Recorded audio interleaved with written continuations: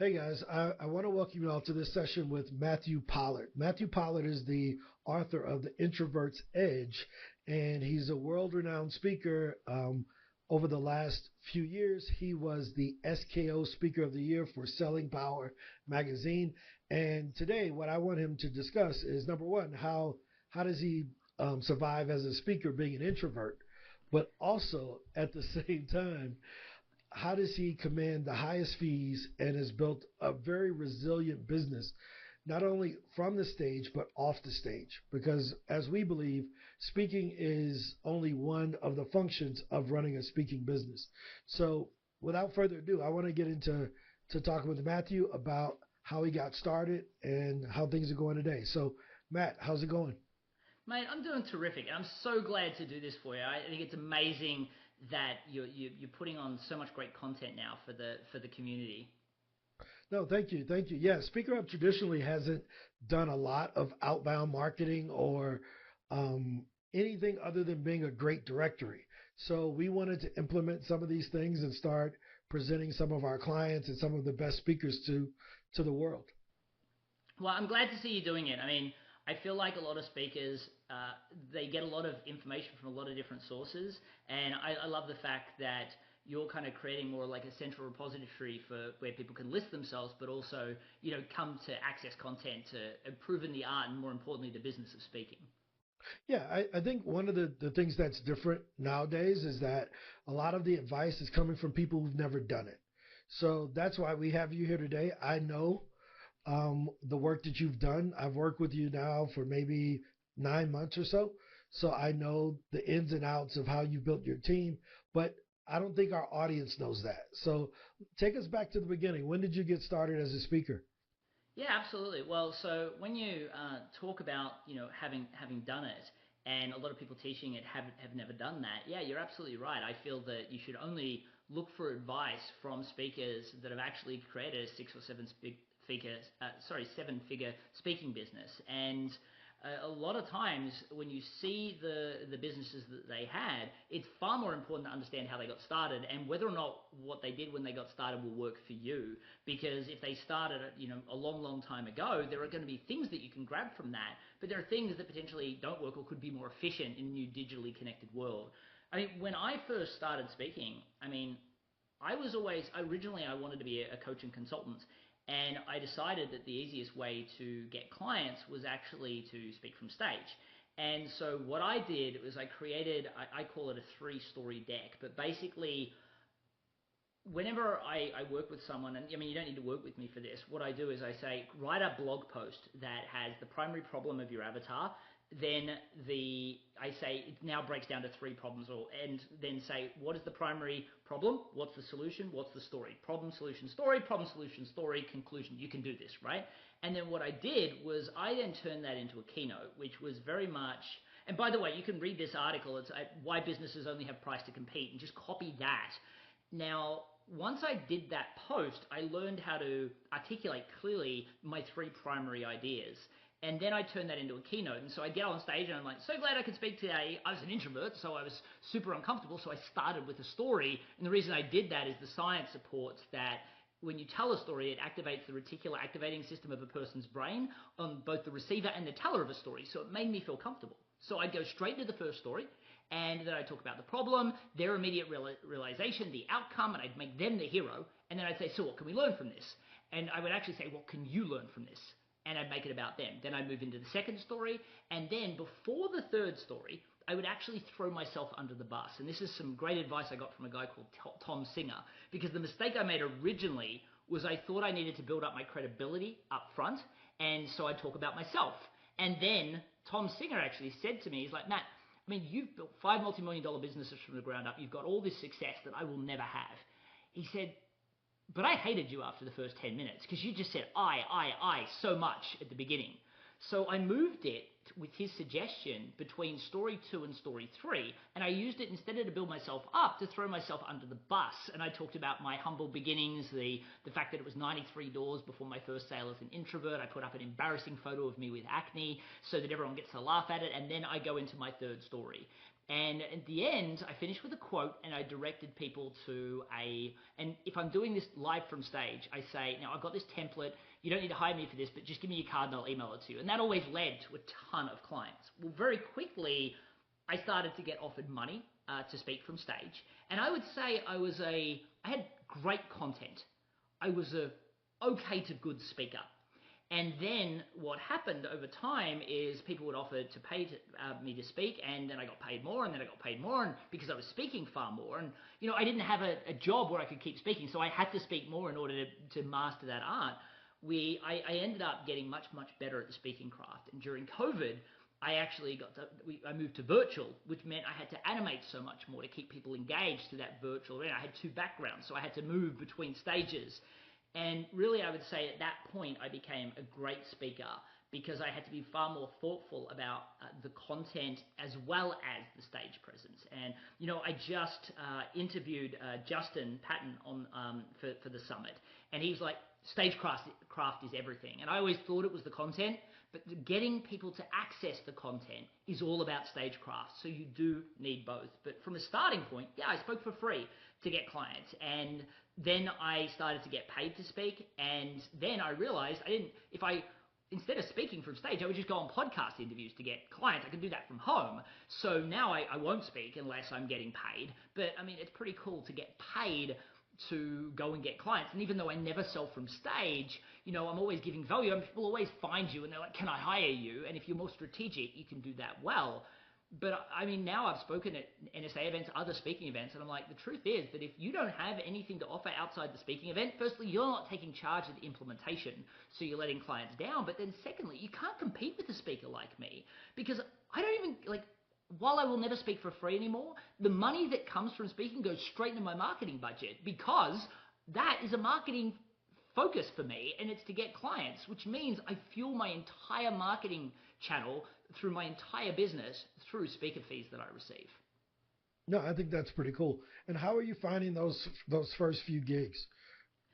Well, I mean, the first few gigs were, pretty easy. I went to a few networking events, and again, I'm very strategic about know your avatar. So I decided that predominantly I wanted to help introverted service-based business owners. So I said, well, where do a lot of introverted service-based business owners hang out? And the answer is, let's face it, the world of tech is pretty introverted. So I went to a few kind of start-up, kind of co-working, networking events that had a lot of small businesses there, and I found that they were running events for their community. I did it in Austin. They had a place called the Capital Factory, so I went to their Capital Factory local meetup. I was very good. I know how to network. I've got a book on networking, so hopefully I should know how to network. But I don't do the thing like the elevator pitch, because I find that when you say, I do this for this group of people, even if, it's horrible. And when you say, I'm a speaker, people are got their defenses up because they feel like that you're trying to sell them something. So, I always found that, and I call this my passion mission dialogue. So I have this concept where I call myself the rapid growth guy. And if you want to understand that a little bit more, go and watch the episode that I did with Justin, because he became the trust architect, and that's made a big difference in his business. It's what I call a unified message. But then when somebody asked me what exactly is that, I said, well, one of the things I love to see more than anything in the world is an amazing introverted service provider with enough talent, skill, and belief in themselves to start a business of their own. But what I find, I just hate seeing this, is they get stuck in this endless hamster wheel of struggling to find interested people, trying to set themselves apart, trying to make the sale, feeling like people only care about one thing, price. Do you know anyone like that? Of course, everyone in the room is like that. So I'll then respond with, I'm on a mission to help people like yourself realize you really can have a rapid growth business, but not by getting better at your functional skill. Instead, by focusing on just 3 things outside the scope of that'll really allow you to build a business that revolves around you, your family, and your life, not the other way around. Then I might tell a story. Now, the difference is, people don't care what you do. They care that you care. So the hook of the rapid growth guy gets them to go, well, that's interesting. What exactly is that? Then I talk about what I love to see, what I hate to see, and the mission that I'm on. People want to hire people to speak from stage, or they want to have people speak from their stage that are passionate. They're not just talking about jargon or trying to get a deal. So they saw passion, and they're like, you know what, I love this person. And then, of course, I'd convey a story, and people are like, wow, he's a great storyteller. I don't want a jargon presentation. Perfect fit. Now, of course, whenever I go to an event, I never just go cold. And I don't understand why people don't do this. Like, before I go to a meetup, I will go on the meetup page and I will look at all the people that are going, because everybody registers with their LinkedIn profile or their Facebook profile. Or I'll go to the photo that was posted last month and the event organizers are all there. So I will connect with everybody that's got photos with the event organizer, and I will connect with all the people that say they're going. That I get my team to do this now, but I call it profile shopping. And I get them to go profile shopping. I do the same with events. They've all got these great event apps now. It's like having the yellow pages of potential clients. And I literally connect to people and say, oh, I saw that you were at that event last month. I'm actually planning on going. I'm really passionate about this. I hope I see you there. Oh, I'm not going. Oh, well, let's catch up beforehand for a virtual coffee, or, after for a virtual coffee. Oh, yeah, great. I'll see you there. So now I know I'm going to pre-planned meetings. So what happened is I went to this first one at the Capital Factory, and I got talking to a couple of people that I knew were in the circle of the event organizer. They could also be potential clients, but I don't go to networking events to find clients. I find momentum partners and champions. And if I had more time, I'd go into that. But that's the ticket out of the hamster wheel. And then I got talking about them. I just gave them a ton of value. And of course, eventually, the meeting organizer came around, who I'd also connected with. And they said, oh, you've got to meet Matthew. I got talking. He said, what do you do? I talked about my passion and my mission, using slightly different words, because of course I'd also spoken to the other people in the room. And he's like, wow, we'd have to get you to come and speak at this event. He said, wow, we've got to get you to come and speak at one of our events that we do. 200 people in the room. And by the way, it was a terrible keynote. Well, the keynote went well. I got clients out of it. But I watched the video and I'm bouncing off each part of the stage. My hands are moving like this. I was terrified, right? I'm an introverted guy learning how to speak. But that then led to another request and another request, because my content was good. And that's really where everything changed. So what I find is, if you go to an event, firstly, that person that runs the event probably runs other events and they'll get you to come speak. Secondly, there are other people that go to events that run events. So if you go profile shopping, you'll see that. Another introduction I got at that time was a person that was part of the Freelance Association. She founded it. Well, so she runs an annual conference. There I am, speaking at that. Then another person opened a co-working facility, so because of that, I'm speaking at that event. And next thing you know, I had a handful of speaking events, and I'm really good at leveraging. There's always someone in the room that sees you speak and says, oh, we'll have to get you to speak here. Once you get your first few, you're off to the races as long as your content's good, even if you're an average speaker. Now, Ruby and Justin and others focused on being a great speaker and then improved their content. I leveraged the fact that I had great content and then became a great speaker. But I feel like you need one or the other. If you've got both, you've got a superpower formula. But that's how I got my first gigs. And then once I started going on podcasts, people reach out from everywhere to get you to speak. Yeah, no, I think podcasting is the secret weapon that most people don't think about, because you're literally getting a referral to that host audience, right? So let's talk about some of the business structure. Earlier in the first part of the conversation, you mentioned that it would be hard for a speaker who just speaks to compete with someone who's built a speaking business. Let's talk about some of the structure of that when you say a speaking business versus someone who has a speaking career. Yeah, absolutely. Well, firstly, I think there's a big difference as well between someone that has a speaking career and somebody who has a speaking hobby. And what I mean by that is there are a lot of people that say, oh, I'm just going to put up a website, people will hire me to speak, and they don't have any hustle. And this job does take work, right? So, my team will always say, like, somebody posts on LinkedIn, I'm on it, and I'm sending in messages and I'm engaging, right? The person that's got a speaking hobby is not really that engaged. So let's talk about the difference between somebody who has maybe just a speaking business, and that still involves follow-up, dealing with referrals, treating it like an entire business, right? We had some amazing people that I have interviewed so far, like Keith Abraham's interview and Ruby's interview was amazing at explaining like the follow-up that people do, and the talking about, what other keynotes would you like me to provide to the audience to make sure that you go to the organizer and say, oh, the audience said I should speak about this next time. Not, hey, what would you like me to speak on? But it's a feedback form with one little innocuous question at the bottom. So thinking about what can I do beforehand to plan, prepare, what can I do to make them see that I'm helping them promote so they see me as very valuable, then what can I do at the event? Like one of the associations that I speak to, they book me for like 25 keynotes a year. And it's not a small fee, right? They book me for 25 keynotes a year, but I do member drives, right? So I help them promote the event prior. And when I'm at the event, I believe in their organization, so I kind of soft sell them from stage. I do some exercises which gets them to mix up, and then I talk them through all the planning afterwards to close deals. Every time I speak, they make six figures. Like, why would they not want me to speak at every event that they do? So thinking about it like a business makes you say, okay, what value can I add to them? What things can I do pre, during, and then post? And then, so for instance, I set up a meeting with senior leaders when I'm doing corporate events after the event to talk about operationalizing things. And I say, look, if you're hiring me to speak just to be an entertainer, go hire a juggler, right? But if you want to actually operationalize what you do, we need to have a 30-minute meeting, or at least an hour meeting about 30 days later.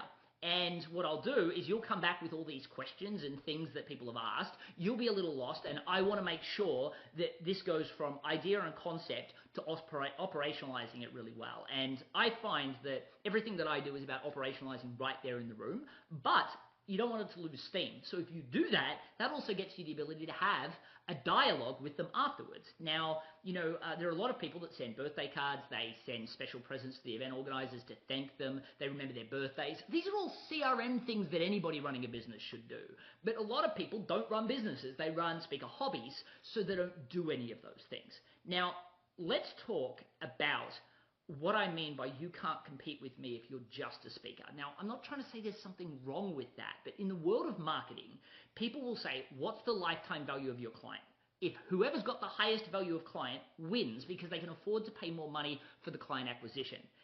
For me, I, of course, will never speak for free.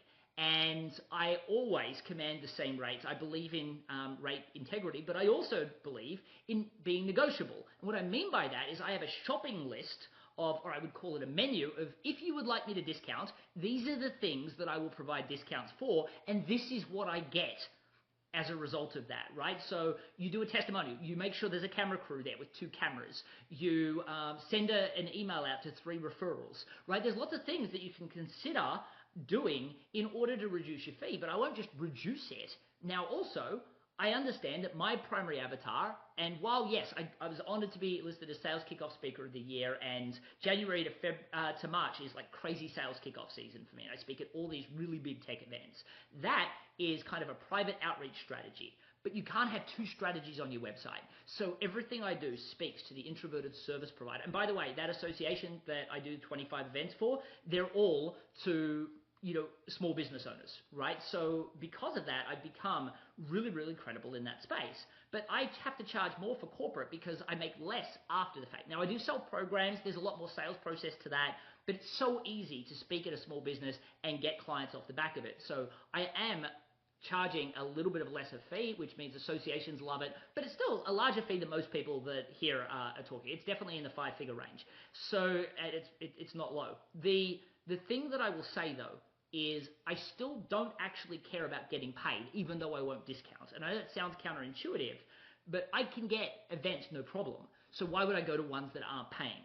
But when I'm speaking at events, I'm giving value. I never sell from stage. If I give templates away or things like that, but one of the things that I do that I find works really, really well is I say, for those introverts in the room, you're going to have questions tomorrow, not today. So I tell them they connect with me on LinkedIn and they can send me an audio message, and I show them how the audio message feature works on an Android and an iPhone. And I say, so a great thing is it restricts it to 60 seconds. So I'm actually sounding like I'm trying not to get questions. But that's why the event organizer loves it, but I say, but I don't want you to not take action. I don't want you to just get value today and not use it. I want you to take action. So if you've got a question, ask it. And because of that, the event organizer is so excited. But of course, that then leads to lots of dialogues and lots of people buying things from me, right?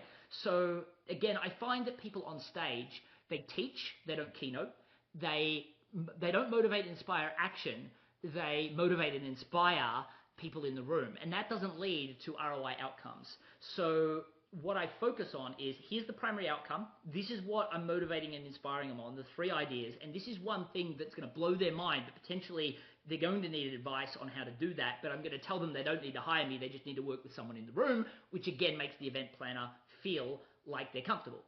But here's the thing, every time I get a speaker fee, let's call it 20 grand, when I get that speaker fee, I throw it straight into my marketing budget because that's not how I eat. right? The thing is that the average speakers then, after the next keynote from them or the next keynote or the referral, I get all that too. But because I don't need to worry about the speaker fee, so this is the way I run my business. Every time I get a speaker fee, it goes straight into my marketing budget. Ron, you and I have worked together. I write checks because I feel like it'll help my marketing, and I can afford that. I've got brand new sizzle reels. My website costs more than most people's. I've got a whole social media team. I can do things that nobody else can. These books, I had ghostwriters for both of them that weren't cheap. I generate all this revenue that allows me to create amazing things that get me in front of audiences that then hire me to speak, but also hire and buy all my other stuff. My one-on-one consulting work is what feeds me. And truthfully, I make great money doing that. So there's a whole bunch of money that stays in the business as well. But then my online program sales is what covers all of my staff. So I know every time I'm selling an online program, or any time I'm doing the weekly live stream I do where I give people real world feedback. I don't just do one of those ask me anything sessions. They send me homework, I review it, and I give them feedback. I know, and I'm excited to do that because that pays for my entire team. Anytime I'm working with a client, I'm excited to do that because that's the person that's feeding me. And when I'm speaking from stage, I see it for what it is, a platform to market myself and a budget to market myself further. Because let's be real about this. Just like wars, missions cost money. And I'm on a mission to help introverts realize they're not second-class citizens. Their path to success is just different. And every dollar I can earn from a speaking event allows me to do that and get louder and louder and louder. Now, truthfully, I know no one's going to pay for me to inspire people to talk that are introverts because half the audience is that in a conference. So small business, I talk about rapid growth, differentiation, niche marketing, and sales systemization. And I seed in my personal story around introversion, which is my way of getting that agenda to fulfilled. In corporate events, I talk about storytelling, and I talk about how, most people's storytelling structures take 8 months to operationalize. Mine can be done 8 minutes from stage. Let me show you. I do a story transformation, and then say, most of you probably think I have a natural ability, so let me out myself as an introvert. And then I out myself, and then that allows me to provide the agenda that I want. So the goal for me is speaking is marketing, and the money you earn from it is marketing also. It pays for me to go on podcasts and things like that, and somebody to do that for me. Now, the consulting money is great, and that feeds me, and then the online academy. And yes, there's tons of other income streams. I get royalties from the books, other programs, and things like that, and they are all connected to other things that access my time to create more of those to then grow other recurring revenues. But if you don't have those two, a coaching syllabus and an online program, you can't compete with someone like me because I'm able to use all these other income streams to grow my business, and they have a maximizing effect. So a lot of people say, well, I don't want to coach people long term. That's just not my thing. Like, I only coach people for 6 hours and then I fire them as clients. It's a short-term engagement. It's a 5-figure engagement, and it changes people's lives. But I only have to work with them for 6 hours, and it pays really, really well. So you don't need to be part of their long-term engagement. And then once you've done a few of those 6-hour programs, and the reason why I do 6 hours is 6 hours easily moves into a 9-week course. And so that means whenever you're getting on a phone with somebody that wants to buy something, you've got something that they can sell that's smaller, something that's larger, and you're always making wonderful money. And then over time, you put other people in charge of selling it, then you put other people in charge of delivering it. Now you've got a business that's large that you can go and choose to do whatever you want. Yeah, no, I think you covered a couple things that I want to be sure that people didn't miss. Number one is that you're an accelerator, not an innovator. And I'll tell you what I mean by that. It's not that you're going in trying to introduce your new introvert thing, setting your own agenda, but you're going in accelerating the agenda of the person that hired you to speak. And at the same time, it uncovers your own agenda of inspiring introverts. So I hear a lot of new speakers all the time saying, I only want to speak at conferences that do this and do that. And I'm like, well, there's only 3 speeches you can give. You can help someone to become a better leader. You can help them to sell more stuff, or you can help them to improve a skill. That's every conference or every company in the world wants better leaders, make more money, and have their staff more skillful. So, but usually they're looking for the topic. Well, that person doesn't cover my topic. No, you don't know how to twist your topic into their agenda in order to unveil what you're talking about once you get there. So I think that was the first thing that I picked up from what you were saying. The second thing is that the product mix. So you have an idea, which is when someone says, "Tell me what you do," and you say that in 2 sentences. But the expanded version of that is a 20-minute conversation. The expanded version of that is a 200-page book. The expanded version of that same conversation is a 45 video course or something, right? And the expanded version of that is I'll help you implement it. So it's the same idea, but it just gets bigger and bigger and more detailed depending on what product they purchase from you, whether it's the 6-hour implementation, whether it's the course, whether it's the book, the 30-minute keynote, or hey, what do you do for a living?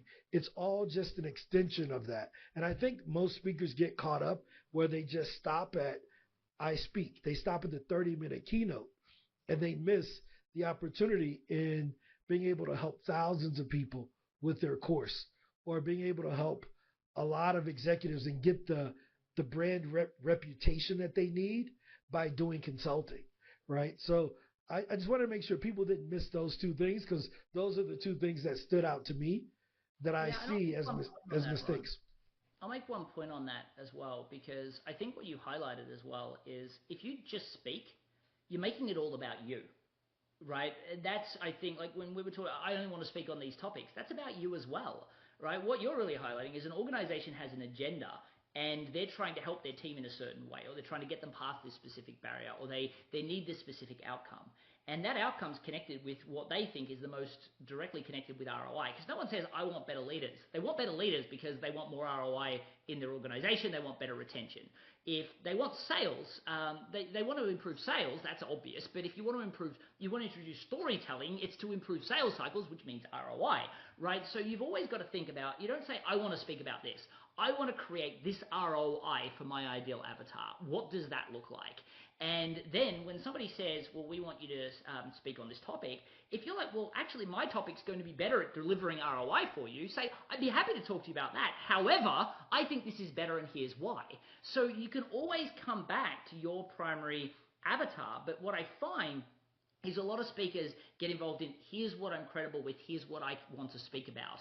And if that's you, I mean, you're trying to make it all about yourself. The truth is that you need to say, here's the change I'm trying to make in the world, and here is the person that's going to hire me to speak, and here is the outcome that they are going to get, which will drive ROI while I implement that change in the world. I mean, think about the corporations that I speak to. Half the audience is introverted. Well, when I go and talk about storytelling, the first thing is the Bulldog salespeople listen to me because I've been responsible for 5 multi-million-dollar success stories and my strategies are great. Fine. But the introverts are used to walking out of the room going, great for him, but I'm an introvert, it's not going to work for me, right? Because introverts know they can't sell because they don't have gift of gab. Total rubbish, but it's what they know to be true.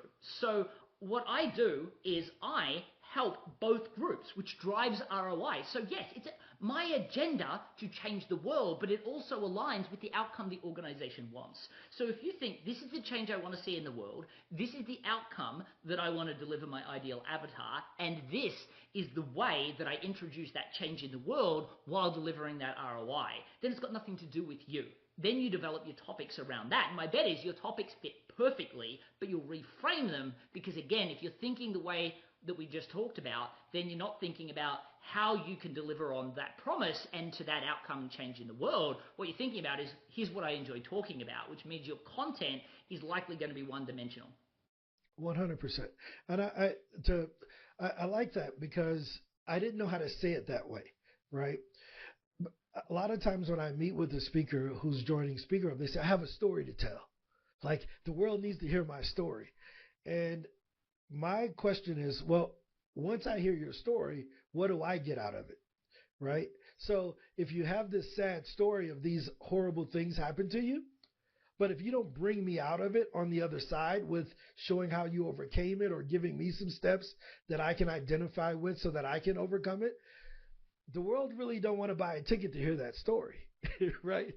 Nobody wants to buy a ticket into depression. We want to buy a ticket to show that if we identify in some way, maybe we haven't been through the same thing, that we could maybe follow the same format that you followed in order to get out of it. So I think outcomes is really important because we can't just tell our story. There's a lot of young black kids who grew up in a poor city who, you know, overcame it. Yeah, but what does that mean? Ron, how did you end up living in 5 countries? How does that happen? If I don't tell that part, I just sound like everybody else who says I grew up in the hood, you know? I think that's a really good point. And Deborah, who from Liaisons that we interviewed for this summit, actually provided some really good guidance around that because we were talking, we spoke a ton, and I actually recorded a separate video with her as well about sales kickoffs. And if you want that as well, or if you're interested in kind of some of the things that people do right and wrong and how to get into that space, send me a DM on LinkedIn or connect with me and ask for it, and I'll be delighted to direct you to it. But what she kind of highlighted is with sales kickoffs, a lot of times people hire the sports star or they hire the celebrity. Or funnily enough, they hire somebody that knew the celebrity, which is even weirder for me to think about. But the fact is that sometimes those speakers are great and other times they don't land. And the difference is that the people that sit in advance and do their planning and preparation, they say, how can I make this relevant to this audience? And I think that's the issue. A lot of people just get up. Like I remember seeing, and I won't talk about which country so that I can get away without outing the person, but she'd won an Olympic medal and she was speaking about, the lead up to it. And it was a whole concept around endurance, right? But the problem was she didn't directly connect it to the organization's objectives, the organization's theme, how people can practically apply this day to day, right? So a lot of people that get on stage, they're like, I want to share my story. Well, great. What does it give everybody in the audience? Oh, and not like if they really think about it, then they need to walk out and go, I'm going to apply this tomorrow in this way. And if you don't give that to them, the organization doesn't get ROI. You're also going to get booked for less speaking events. You're also going to have less of an impact. So you're not making the change in the world, right? So you're doing it all about you.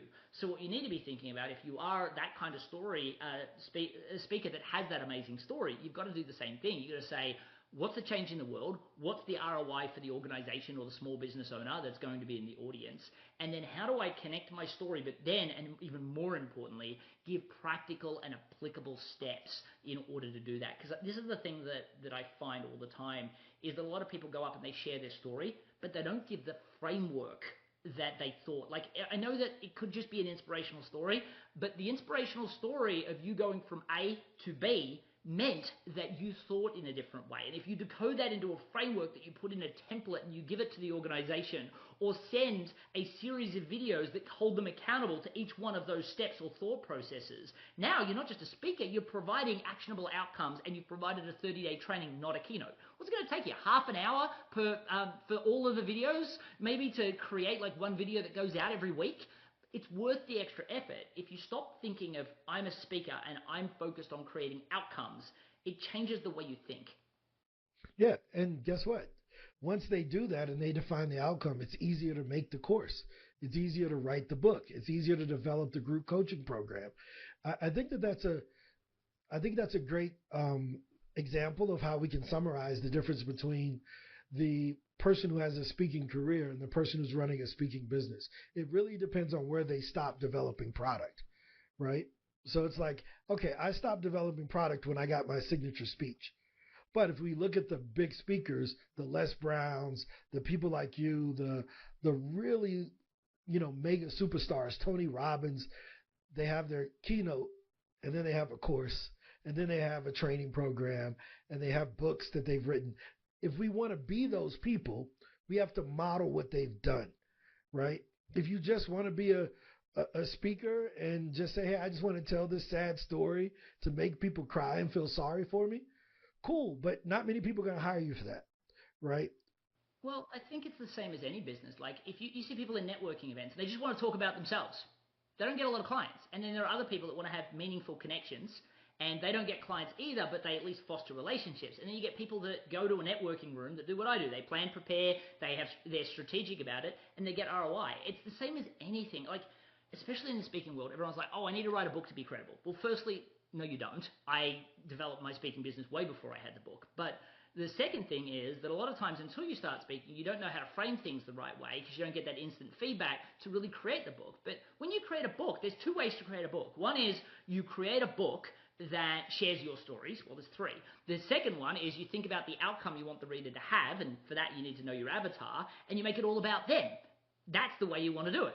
But then you write a book and you publish it, and good luck with that, right? It doesn't create its own marketing budget, right? So for me, what I do in my books, and and feel free for everyone listening, you're welcome to steal this strategy, right? In my book, what I'll do is I will go through the book, and as you go through it, every chapter covers off on a simple idea, but then I just remind people there's a video implementation training in the back, and I drive people to the video implementation training. Then when I drive people to the video implementation training, they then do that. Of course, they immerse themselves in that, and then, of course, they buy my programs, or they book a call, or they buy working with me one-on-one, or they hire me to speak, right? It's about having a strategic way to get the email address. Well, if you know a book's about the email address, then you don't even care if they buy the book. So everybody else launch, and again, ego is the problem. A lot of people launch their books and they're like, I want to sell 100,000 copies. Well, my books have sold 100,000 copies, and I had sold 100,000 copies by telling people not to buy my book. I know that sounds counterintuitive, but when I go on a podcast or I speak from stage, a lot of what I'll do is I'll say, and you don't need to buy my books for that. Like if you go to the introvertsedge.com, you can download the first chapter, and there I will provide you irrefutable evidence that introverts make the best salespeople. Not survive in an extroverted world, but make the best salespeople. Then I will give you the full 7 steps that you need for a sale. And if you do nothing more than throw what you currently say into that, you'll quickly realize there's some things that don't fit. So throw that out. You shouldn't be saying it to customers. Then you'll realize there's some things out of order. That's why you get asked about price so soon. That's the biggest issue I have with speaking, right? They get into the budget conversation totally the wrong way. Then you'll realize there's some gaping holes around asking the right questions and telling great stories. If you just implement that strategy, fill in those gaps, and throw out what you shouldn't be saying, you'll double your sales in the next 60 days. And you can go to the introvertsedge.com, download that, or the Introvert's Edge to Networking if I'm talking about the networking book. But by doing that, I've just told people not to buy my book. Well, the brain doesn't process a negative word, right? So when you see those signs that say don't slip, statistically more people slip because they saw the sign. It's like when you're thinking playing basketball, don't miss, right? All you do is miss. So the brain doesn't process negatives. The event planner heard that I said they don't need to buy my book, appreciates me for being the only speaker that doesn't try and self-promote my wares from stage. But yet, everyone then downloads the first chapter. Well, now I've got their email address. I can sell them everything. That's what a book is for, to get their email address.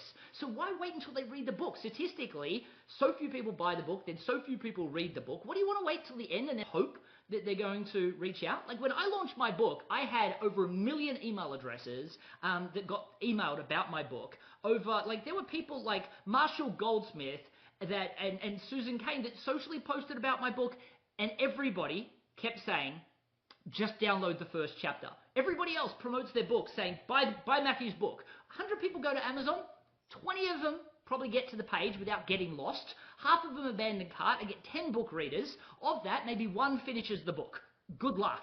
If you say, don't buy the book, download the first chapter, instead of 100, you get 1,000, and then you can send them emails about the book and the learnings, and of course then they buy the book. But more importantly, they buy the programs. They hire you to speak, right? Again, strategy is everything. And by the way, these strategies, I actually did, there's a podcast called Authors That Lead. If you go to the Authors That Lead website, there's actually I was interviewed twice. One was on how I promoted my first book, and the other one was how I promoted the second book. If you just go to their search engine, type in my name, and when you do that, those 2 will come up. Listen to them in order. I mean, if you're trying to write a book and you don't think about it like a marketing tool, I mean, the thing is, now I can afford huge advertising budgets behind these books because they feel like people just keep buying them, and then they keep buying my stuff because they've read them, and it's created a satellite recurring revenue source itself. Yeah, no, I think that's a big deal. As you know, we meet a lot of authors who have books, and they say my book's on Amazon, and a lot of times it's 99 cents or $2, so I go buy it, and then I go through it, and there's nothing referring back to their email list, because Amazon, when I buy a book through Amazon, I'm Amazon's customer, right? I'm not the author's customers. I'm Amazon's customer. So it's the author's priority should be how do I get Ron's information if he got my 99-cent book from Amazon, or if he went to my website? Why don't I have a pop-up saying, do you want the first chapter for free, or would you like a PDF version or something? I think that those are huge gems, especially coming from someone like yourself who has sold hundreds of thousands of books and has had millions of downloads of the first chapter. Again, guys, if you're watching this, if you want to be like the best people, right? We brought the best people on this summit in order to be able to show you that here's the model. just copy it. There's no patent on Matt's process. Just copy the process. He's given it to you. Copy it. At the end of each chapter, put in a link where they can go and type in your website to watch a video. At the end of in the appendix, put something else in there. Continually be marketing. I think that's the gist of our conversation today. That's why people can't compete with you, because they're trying to be speakers and you're a marketer. Everybody listening needs to realize they're in a business, and a business needs a marketing and sales department. If you look around your office, and a lot of these people are single sole traders, if you look around your office and you don't see any sales and marketing people, you're it. And if you're not doing it, then good luck. And the truth is that if you don't market yourself and you've got amazing content and you're an amazing speaker, even me, when I was first starting, would run circles around you because I'm marketing. And at the end of the day, a person that knows how to market themselves is going to secure far more business. And a person that's strategic about everything that they do. And that's really what I want to bring you back to, right? I talk about rapid growth for introverts, and everything that I talk about comes back to that. So people just know me as that person, and that's what they come to me for. And every single thing leads to the next thing, that leads to the next thing, that leads to the next thing. All of it is inside this world of rapid growth and the introvert's edge. But Matthew Pollard, what you want to do is say, how am I going to create that world? And I've been doing this now for a decade. It's not that you need to do all this straight away. What you need to realize is I started by just speaking for free to get coaching clients. But when I was coaching clients, I was coaching people for short-term engagements because I already had a plan to turn it into an online program. And every time I had a successful outcome with one of those clients, I brought them in, did case study interviews. So that's why my online program has 7.5 hours worth of case study evidence. And so people are like, wow, this is incredibly credible, right? And then every story I had case study interviews. So that became the stories in the book, right? So what you need to do is say, everybody expects to be speaking on big stages all the time. The truth is that if you say, here's what year 1 looks like, here's what year 2 looks like, here's what year 10 looks like, 10 years will fly by. You'll make great money almost straight away if you do it and you plan it correctly.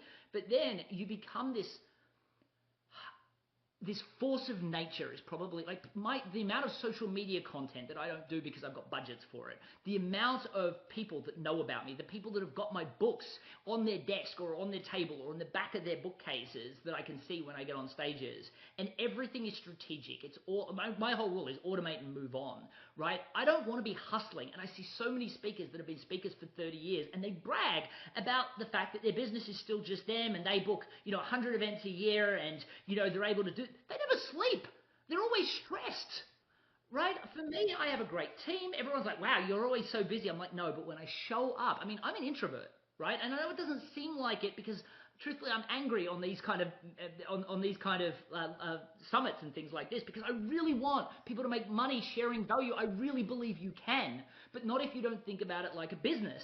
And so I get frustrated because the truth is, I'm the last person that should be speaking on stage, right? At the end of the day, and just so you know, introverts, it doesn't mean that we should be that person hiding under a bridge, afraid to talk to anyone. Introversion is just where you draw your energy. That's it. At the end of this interview, hopefully everyone can say, I'm really energetic, I'm really engaged, I'm really passionate, but I don't want you to say he's not an introvert anymore. Because at the end of this interview, I will be tired. It doesn't mean that I can't do it. I do get far less tired than I used to, but the truth is I'm introverted, so I'll be tired afterwards. Where an extrovert would be charged after this, and they'd find it difficult to, want to sit down because they'd be so energetic from it. But, you think about some of the best speakers in the world, right? On the global gurus list of top 30 sales professionals, I'm honored to be on that, but I'm honored to be on it with a ton of other introverts that I have interviewed on my Introvert's Edge podcast. I also know that if you think you can't do small talk, Oprah Winfrey, David Letterman, both introverts. Zig Ziglar, the most well-known sales trainer on the planet, introverted. You think you can't network? Ivan Misner, the founder of BNI, the world's largest networking group, is an introvert, right? So you really have no excuse. And for extroverts that think it's great to wing things on stage, again, you're going to struggle to compete with an introvert because of their planning and preparation. Even some of the biggest extroverts on the planet, like Jeffrey Gitomer, will say, until I developed planning and process to my speaking career, every single presentation was different. So when a meeting planner said, are they capable of doing that exact same thing again? The answer was no, which is why I get hired over you. So I want to ask you what you call the introverts question. Right? Do you want to tell people the origin of that before we get into it? Because I'm going to ask you in 2 minutes. And I appreciate you sharing that. So for me, my agenda, I mean, it's why I founded National Introverts Week. It's to confront this stigma around introversion head on, to help people realize that their path to success isn't copying the extroverts. That's a recipe for disaster, but instead leaning into their natural strengths. And what I've discovered, and it was really, I asked at the end of the Introvert's Edge podcast, which is on all the podcast platforms, it's on YouTube, I asked the question, what do you consider your introvert's edge? And the reason for that is, on this podcast, I interview what I call secret introverted titans, people that you would never imagine being introverted, because, and even I do it, I project extroversion on anyone I see as successful, and then I find out later that they're an introvert. I remember that one of the people that, Dan Walschmidt was his name, and I remember seeing him speak when I was just getting started. I'm like, wow, I wish I was out there like this guy. And I didn't even ask him to endorse the Introvert's Edge, because I was like, I only want introverts to endorse it, and he's not an introvert. I didn't even invite him on my podcast. He got upset with me later. He's like, man, I'm an introvert. Why is it that you didn't ask me to endorse the book? It's because it just never occurred to me, right? So what I realized is, firstly, I should never assume that anyone is an introvert, and definitely you can't change who you are, right? Like, you may get less tired, but you're still introverted. I sometimes do a survey, and people are like, oh, I was introverted, but don't worry, I'm not anymore. Like, it's a disease that they've got to recover from. There's nothing wrong with being an introvert. You can't change who you are. You may get less tired, but it still takes energy from you. But what I realized is that the whole world kept talking about what introverts don't do well, and kept bragging about what extroverts do well. And so what I realized is that every introvert has strengths, and I wanted to create a dialogue around that. What surprised me is how many different strengths everybody has. And so I asked the question at the end of every episode on the Introvert's Edge podcast, what is your introvert's edge? And I've been blown away at some of the answers that people provide. Okay. So before I ask you the question, I'm going to sum up what we've talked about over the last 45 minutes. And basically, we talk about the 4 growth hacks of elite speakers. And you follow all 4 of them. That's why we've worked together very well. The first one is be proactive. Take control of your speaking career. Have a sales and marketing department, or realize that you are your sales and marketing department, right? The second thing is use smaller stages to get bigger stages, right? So you've used podcasts to get on small groups, and use those small groups to get the big NSA conferences and things of that sort, which is great, right? The third growth hack that you've used is you don't believe in giving free speeches. You've learned to give profitable free speeches, right? So you go on podcast, you have your products and services that people can buy from hearing you on a podcast, but you still go out and give the pay up front speeches also.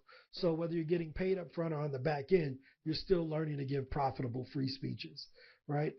And then the fourth thing that I took away from this is how we met, right? You used your introvert's edge, which is, hey, I'm not really into doing all the outreach. Can I hire someone to do the outreach? And your first relationship with me was, I want you to reach out to 2,500 SKOs and, just figure out how I can get booked, right?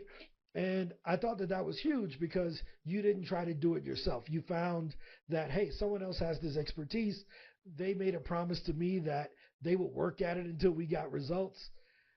And you took advantage of that, which is what you should do. So now that we know that you're using the 4 growth hacks that we teach, what's your introvert's edge? Yeah, absolutely. And I will say, and actually I just want to qualify one of the points you made, because a lot of the emerging speakers are like, but I don't have the budget to do this. I didn't do it at the start. I hustled like crazy. I did all my own outreach. You have to make sure your messaging's on point. But I did every single thing. And I did all the work. I did all the marketing.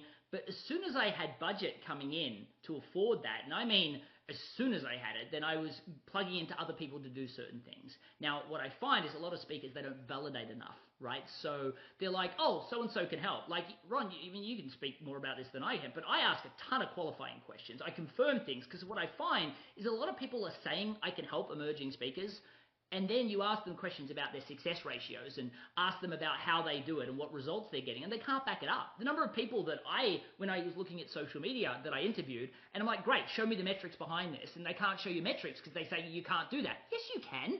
The fact is that they don't have metrics because they're not getting great results. So I always validate everything before I hire someone. But the truth is, you can't do everything yourself, especially once you're getting the business to grow to a certain level. So there was a period of time I did everything myself. Then there was a period of time I did some of the stuff myself. Now I don't do much myself except for validate great relationships for things that people can do for me, so that I can focus on the business of actually delivering great value to my clients, right? So there are iterative steps, but validation of people is the most important thing, and you want to make sure that they've got proof that they actually can deliver. And I would suggest that is actually my introvert's edge. You know, a lot of people, I would say if I, off the cuff, I would say it was empathy, because what I'm very good at is realizing that everybody in the audience is trying to get something from this presentation. It's not about me, it's actually about everyone in the audience. So I'm very good at acting like I'm talking to everybody in the audience, and I'm making my advice so practical to them. And I even teach my clients to do this, to close their eyes and imagine the daily life of your ideal client. Who are they fighting with in the morning? Who are they struggling with? Who are they, what are they worried about when they walk into the office? Who are they got tension with? What customers are they excited about? What are their concerns? Because when you know that, you can nail that presentation, not from a performance or a content perspective, but its relatability to that specific person. But what I will say is, if I was to take a back step and say, forget about events, it's strategic thinking, right? If you take a back step and say strategy before tactics, and that's what I do. I say, what is the strategy? What is the messaging? What tactics then flow into that, and which tactics should be done first, because you can't do everything all at once. And then which one should I outsource the moment I get a chance? And I go in with that plan, and it doesn't take 6 months to do it, which is the excuse you're probably making for yourself for why you have to just keep running fast. The fact of the matter is, we come from an instant gratification society now, where you sit down for 10 minutes and you go, oh, my phone's beeped. Why hasn't it all happened for me yet? Sit down for like a weekend. You'll have the whole strategy mapped out, and then everything you do will have far better results from that point. And by the way, and I know we're not going to have time to do this, but there is a video that I was recorded for the National Speakers Association where I break down step by step how to do this. I don't have a link that I can direct people to, but if you connect with me on LinkedIn and tell me that I mentioned that, I will send you the direct link. So it's a YouTube video, but it's a private YouTube video. As long as you don't share it with anybody, I'm happy to send it to you, to anyone that's listening to this summit today, directly. No, that's incredible. Your calls to action are incredible, like the amount of extra value. So everybody always has another path that they can follow down, right? So if you want to do this side quest into this one path, you give them that opportunity. I think that is gold. If you're watching this and you didn't notice the 6 or 7 different side quests that he sent you down in order to provide you with more detailed value, then go back and watch it again and understand how you can implement that skill into your podcast interviews or other type of virtual events that you may be doing. Matt, I really appreciate you taking the time not only to do this interview, to kind of give us behind the Komodo so that we can kind of see behind the curtains of what you're doing, but also co-producing this Pro Speaker Summit with us, because we want to help people to become better at what they do. And yeah, thank you for the time. Mate, it was my honor to do this for you, man. And I love what you're doing in this community. And, it was my way of, showing my gratitude for what you are starting to do and what you will do for the years to come. So I'm so glad that you're taking this platform to a new level. So, thanks for having me involved. And I hope everyone got value out of today's podcast. Thank you very much.